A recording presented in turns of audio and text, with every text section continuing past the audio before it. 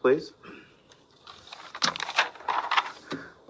My name is Dr. Tapper, 16909 Burke Street, Omaha, Nebraska. Again, my name is Dr. Tapper, and I am no stranger to you as this is my third time here addressing the regulations and mask mandates.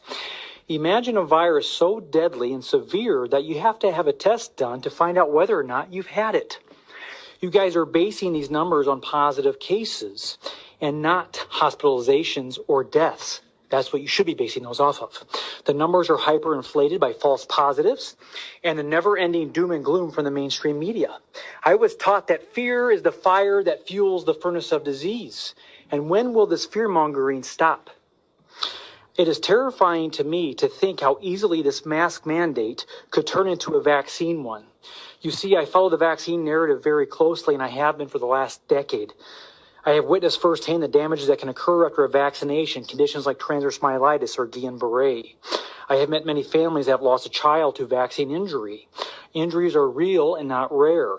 The companies that lie and gaslight these poor families are the same companies and organizations that feed you and the public this corona propaganda. Last year, the World Health Organization stated that the greatest threat to our health is people who refuse vaccinations. Shortly after that, the ACIP for the CDC stated that they cannot force vaccinations, but they could force compliance. How are they going to do that? I don't wear a mask anywhere I go, and the public shaming that occurs is beyond humiliating.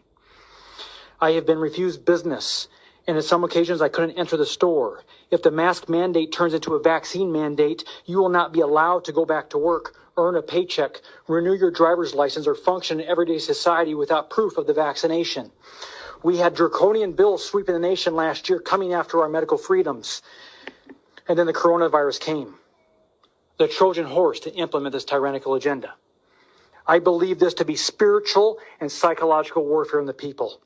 The rate of suicide is the highest it ever has been in human history. More people have died this year of suicide than from corona. The National Alliance on Mental Illness Helpline has seen a 65% increase in calls and emails since March. In other words, the vast majority of health, emotional, physical, psychological, and financial hardships now faced by citizens are not due to COVID-19. They are due to ongoing catastrophic lockdowns, restrictions, and policies imposed by unaccountable, irrational governments.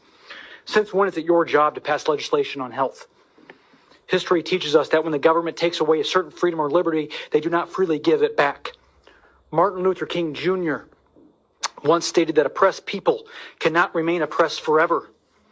The yearning for freedom eventually manifests itself. We are 6 months into this circus that was supposed to be 2 weeks to flatten the curve.